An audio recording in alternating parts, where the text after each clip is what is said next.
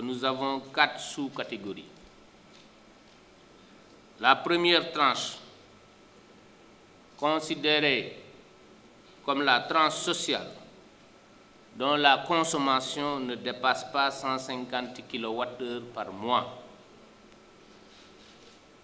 et qui sont au nombre de 1 159 146 clients et qui constitue environ 61% de la clientèle domestique, ont une facture mensuelle qui est inférieure ou égale à 15 000 francs CFA. Il y a une catégorie suivante qui a une consommation mensuelle comprise entre 150 et 250 kWh. Celle-ci représente environ 25% de la clientèle totale. Ensuite vient une troisième catégorie qui, cette fois, a une consommation moyenne comprise entre 250 et 700 kWh, représentant environ 14% des clients domestiques de Senelec. Et enfin, une dernière catégorie qui, contrairement au précédent, souscrit à la moyenne puissance et à une consommation mensuelle avoisinant les 1000 kWh. Elle représente pour sa part une portion congrue de la clientèle domestique de Senelec, exactement 0,4%.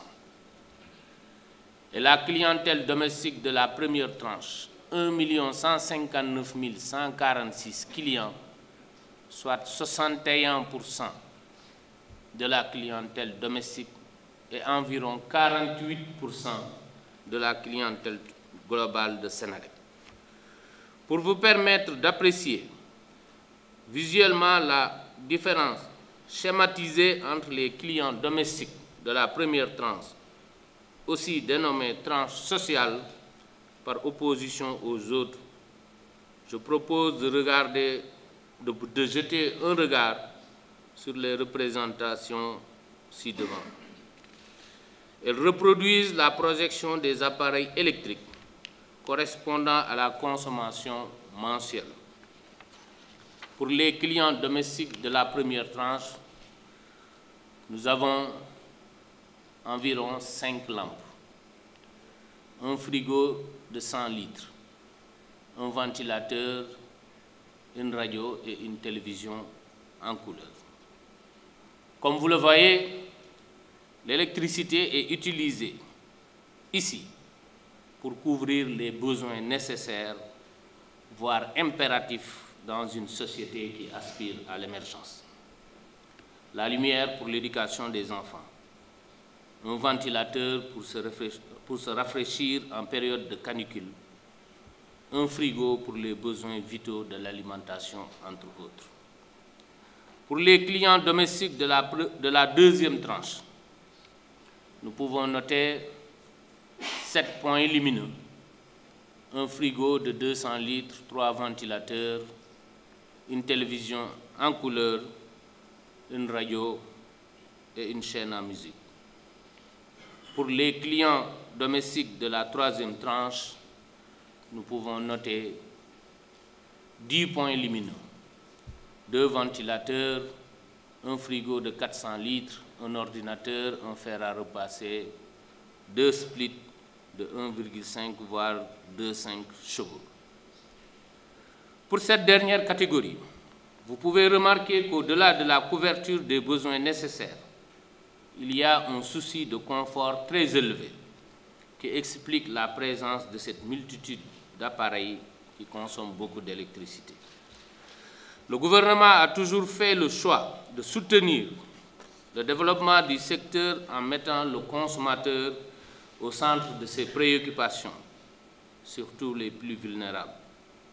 Il a ainsi mis en place un dispositif pour les protéger en supportant une partie de leur facture d'électricité par le biais d'une subvention. En 2022, l'État du Sénégal a versé 267 milliards de francs CFA pour soutenir les clients de Senelec.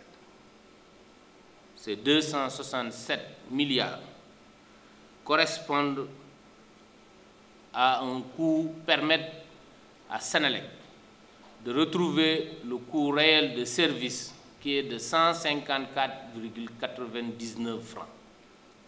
Et comment se traduit cette subvention? Ça veut dire sur le kilowattheure, le consommateur a payé 101,06 francs CFA et l'État supportant pour sa part 43,93 francs CFA pour permettre à Senelec de retrouver son revenu qui est déterminé régulièrement par le régulateur. C'est un mécanisme de solidarité sociale qui constitue une rareté dans le continent et même à travers le monde, les pays les plus riches y compris. Parce que cette subvention est uniforme pour toute catégorie de clients, qu'ils soient de tranche sociale ou bien qu'ils soient un gros consommateur comme ceux de la troisième tranche.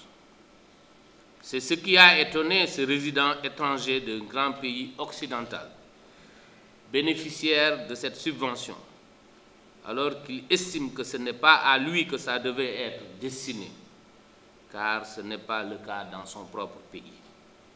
Sa situation n'est certainement pas une exception. Dans la continuité de l'option gouvernementale de mettre les couches vulnérables de la population au cœur de sa politique sociale, la réorientation de la subvention de l'électricité se devait de mieux refléter cette préoccupation centrale. Comme vous le voyez sur ce schéma, le client de la tranche sociale la plus vulnérable, le plus vulnérable et le plus nécessiteux, lorsqu'il paye 15 000 francs sur sa facture, l'État l'a subventionné de 4 260 francs. Par contre, si nous prenons le gros consommateur dont la facture mensuelle est de 600 000 francs CFA, pour la même période de consommateur, l'État lui a versé une subvention de 172 200 francs CFA. Donc le plus nécessiteux, 4 260 francs, et le plus gros consommateur, 172 200. Vous comprenez l'émotion de ce résident étranger qui bénéficiait d'une subvention mensuelle qui fait plus de 40 fois celle reçue par le client de la tranche sociale la plus vulnérable et la plus nécessiteuse. Avec le nouveau tarif de l'électricité, on peut dire qu'un rééquilibrage était nécessaire, comme le démontrent les chiffres de 2022 et de 2023. Si vous regardez en 2022, comme on l'a dit tout à l'heure, la subvention était uniforme. Et donc, plus on consommait, plus on en bénéficiait. Malheureusement, les clients de la tranche sociale qui n'utilisaient l'électricité que pour les besoins impératifs ne pouvaient pas en tirer le maximum. L'essentiel de la subvention étant pompé par les clients les plus gros consommateurs. Et c'est ce rééquilibrage qui a été effectué pour l'année 2023. Et je vous avais dit la dernière fois de retenir le 1 159 146 clients. Et je vous dis pour ces clients en 2023, ces clients n'auront pas de hausse parce que la subvention est restée la même. Et j'invite tous les consommateurs pour leur dire que si leur facture d'électricité a changé pour le même niveau de consommation, à savoir les 150 kWh, ils peuvent revenir à mon bureau. Je les invite à mon bureau pour faire une réclamation, parce que c'est cette couche que nous devions protéger. C'est cette couche qui ne doit pas être concernée par le réajustement tarifaire. Les différences de quotient de subvention entre les tranches démontrent l'attention particulière accordée à la première catégorie, qui a le besoin le plus urgent et d'accompagnement. Cette attention particulière accordée aux couches vulnérables en maintenant la subvention qui leur est accordée en l'état est une illustration indiscutable du choix de son Excellence, Monsieur le Président de la République, de rester constant dans son option de toujours mettre ces couches vulnérables au centre de ses stratégies.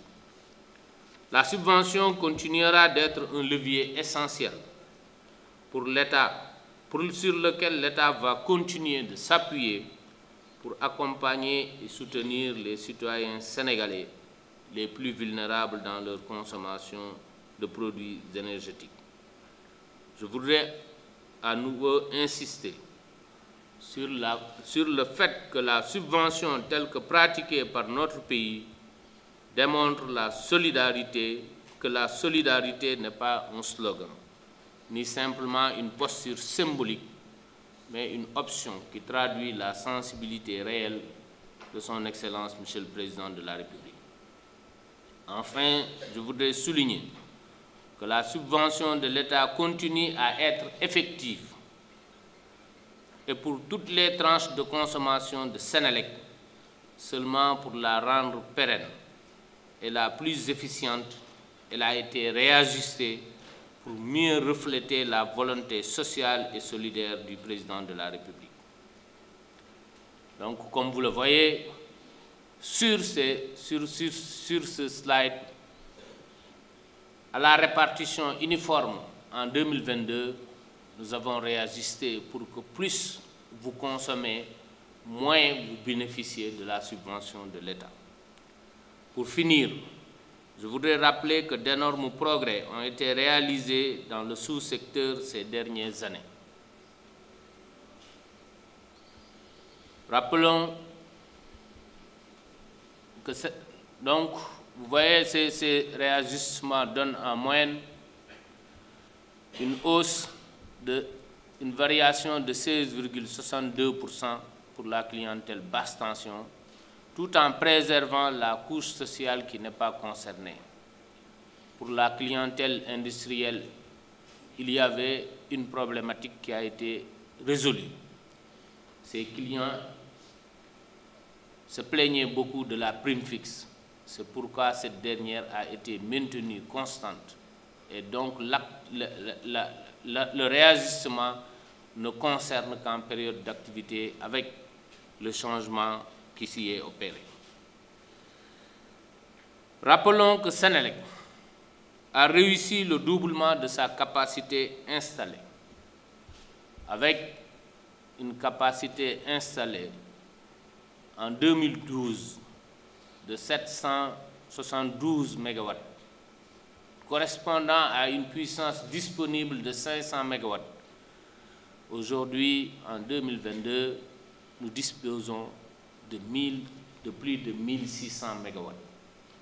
En d'autres termes, nous avons pratiquement doublé, voire triplé la capacité que nous avions trouvée sur place. Et avec un mix énergétique qui tourne autour de 32%, dans lequel bouquet nous avons du solaire, de l'éolien et de l'hydroélectricité. Cette puissance disponible nous a permis de faire face au planning d'entretien des groupes et aux aléas qui peuvent intervenir sans pour autant perturber la disponibilité de l'énergie auprès de notre clientèle.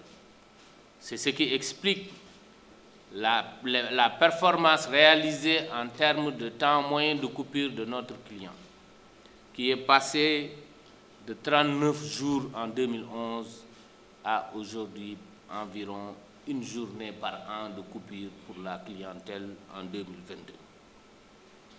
Sur le réseau, au niveau du réseau électrique, nous avons achevé le maillage du territoire national. Aujourd'hui, le réseau de transport couvre l'intégralité du pays. Comme vous le savez, le sud et le sud-est du pays a été très longtemps enclavé électriquement du fait que le réseau interconnecté de Senelec s'arrêtait à Kaolack. Aujourd'hui, nous avons mis en service le poste de Tambacounda. Nous avons mis en service le poste de Kolda. Nous avons mis en service le poste de Ziguinchor. Et bientôt, nous allons mettre en service le poste de Tanaf à Ziguinchor pour consacrer définitivement le désenclavement électrique de la région sud du pays. Ceci, c'est 500 km d'autoroute de l'électricité en 2012.